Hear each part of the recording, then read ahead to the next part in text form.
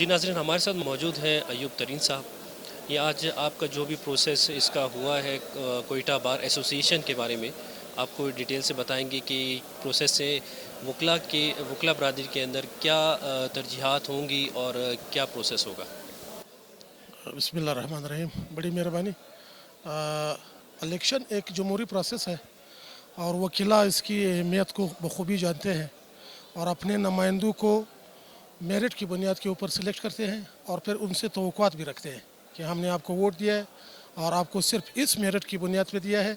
आप वकला की वेलफेयर के लिए लड़ोगे, उसके लिए जो उसकी डिग्निटी है, उसके जो दिगर काम है उसके लिए लड़ोगे, अपने ज़ाती मफाद नहीं लोगे इस ओहदे के ज़रिए।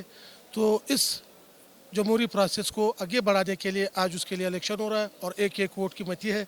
मैं ख़ुद बार कौंसल का इलेक्शन में लड़ रहा हूँ, तो मेरा टाई हुआ था। अब मैं साथियों से अक्सर कहता हूँ कि एक वोट कितना कीमती है। मेरा टाई हुआ था, पूरे बलूचिस्तान में ये सिस्टम रुक गया था, गवर्नमेंट नहीं बन रही थी, तो फिर टास भी हम गए, मैं टास जीत के आया हूँ। तो इसलिए मैं अक्सर साथियों को कहता हूँ कि ये जमहूरी प्रोसेस में एक वोट बहुत बड़ी कीमत रखती है।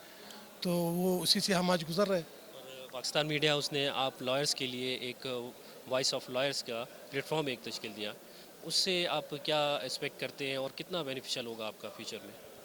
बहुत ज़बरदस्त होगा। इसलिए ये आम तौर पे अभी तो सोशल मीडिया का दौर है, तो ये एक दूसरे का पैगाम सोशल मीडिया के ज़रिए बाकी साथियों तक, बाकी दुनिया तक पहुंचाना एक ज़बरदस्त प्रोसेस है।